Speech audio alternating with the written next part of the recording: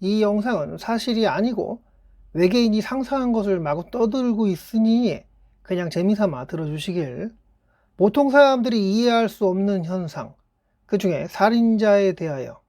사람이 사람을 죽이는 행위, 살인.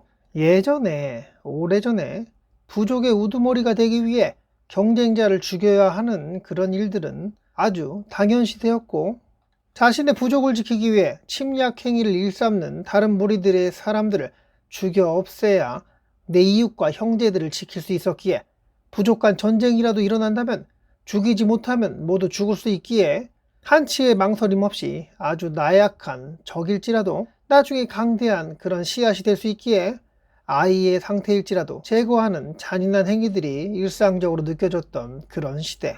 이런 행위들은 생존을 위해 그 당시 사회적으로 그들이 정해놓은 규범에 크게 어긋나지 않는 그런 정당한 행위로서 범죄자는커녕 영웅 대접받는 살인자들이 넘쳐나는 그 시대.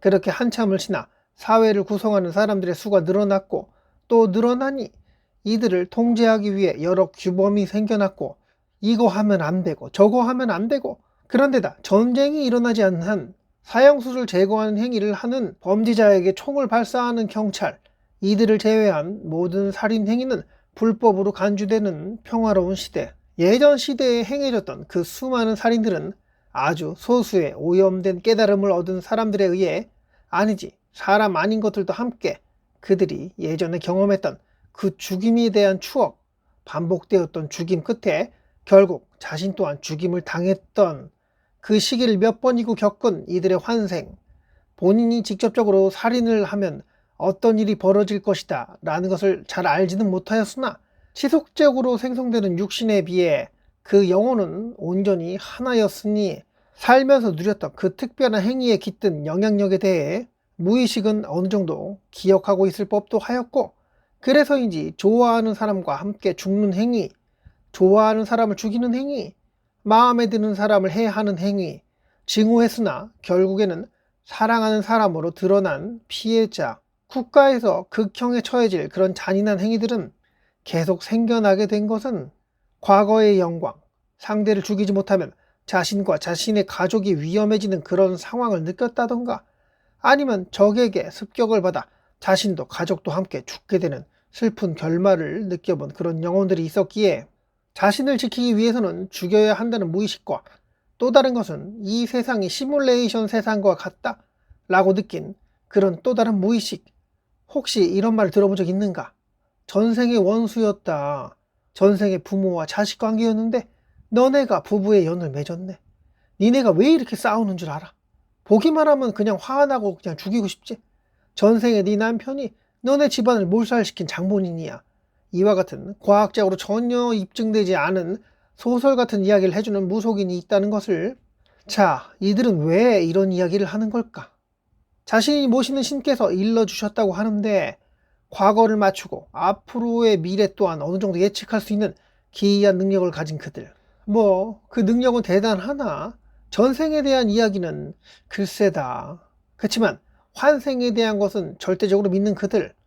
여러 종교에서도 죽고 다시 태어나고를 반복한다고 나와 있는데, 이 세상은 가짜, 시뮬레이션 세상이란 것을 깨달은 이중 전생에 수없이 많은 살인을 저질렀던 영웅이 있었다면, 아니면 누군가의 공격으로 인해 어쩔 수 없는 살인을 저질렀고 그렇게 죽인 이와 후생의 부부 또는 부모 자식이 연이 되었다면, 이런 사실을 눈치챈 존재는 살아생전에 어떤 일을 하게 될까? 자신이 아끼는 사람, 자신이 좋아하는 사람, 자신이 가장 사랑하는 존재, 이들을 후생에 다시 만나기 위해 본인의 생을 마치기 전에 어떻게 해서라도 그 보석들을 모으려는 노력은 하지 않았을까?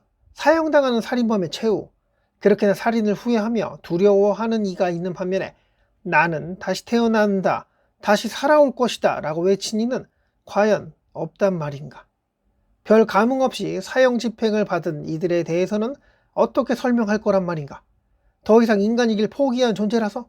아무리 그래도 죽음에 대한 두려움은 그 모든 생명체가 가지고 있는 당연한 저주 같은 것이니, 그러나 그 죽음을 두려워하지 않는 존재가 있으니, 죽음이 끝이 아니라고 믿는 종교인, 득도한 도사, 그리고 태어날 것을 미리 알고 있는 살인자. 내가 전생에 사랑했던 이들이 내 가족이나 친인척으로 태어나길 바라는 살인자는 후생에 태어나 또다시 살인을 저지를 확률이 클 것으로 보는데, 뭐 다른 형태로 태어날지 모르지. 해충을 박멸시키는 직업을 갖는다던가, 가축을 도축하는 직업을 갖는다던가, 아니면 전쟁 용병이 되어 끝없이 적군을 사살하는 일을 한다던가, 그런 식으로 합법적인 죽이는 일을 하게 되어 더 이상 법에 의해 심판받는 그런 악순환을 끊을 수 있을지 또 누가 알겠는가. 그렇지만 살인에 대한 죄, 그에 대한 처벌 또한 인간들 스스로가 만들었으니 살인하게 되면 죄를 받는다. 신이 그렇게 할 것이다.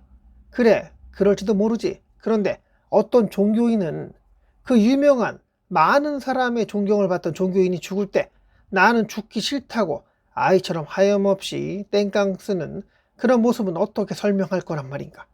오히려 사형 당시 그 죽음을 덤덤히, 아니 아무 긴장감 없이 받아들인 살인자가 오히려 더 신을 믿어 또다시 태어날 거라는 강한 믿음의 확신이 느껴지는데, 이 이상한 현상은 어떻게 설명할 거란 말인가. 자, 아무튼 살인에 대한 해석을 이렇게 해봤는데, 오신님께서는 전생과 후생을 믿으시나요? 그렇다면 왜 믿는지 궁금하고, 이 세상이 시뮬레이션 세상이라는 것을 믿기 때문에 전생과 후생이 있을 거라 생각이 되나요? 누군가의 죽음에 대해 직간접적으로 엮여 있다면 그렇게 그 후생의 그 관계를 풀어가는 업이라는 것을 위해 그들의 관계를 재정립하여 만나게 하는 시스템에 대해 어떻게 생각하는지 궁금도 하네요. 내 주변에 이유 없이 너무도 과도한 친절을 베푸는 사람이 있다면 단둘이 한적한 어떤 곳에도 가지 마시길 바라며, 그리고 세상을 비관하여 자신 혼자 죽을 수도 있었는데 내 가족을 모두 한때 한 곳으로 데리고 간 그 무책임한 가장에 대하여 생각해 봤습니다. 지금까지 괴고리 세 손가락 TV였고요.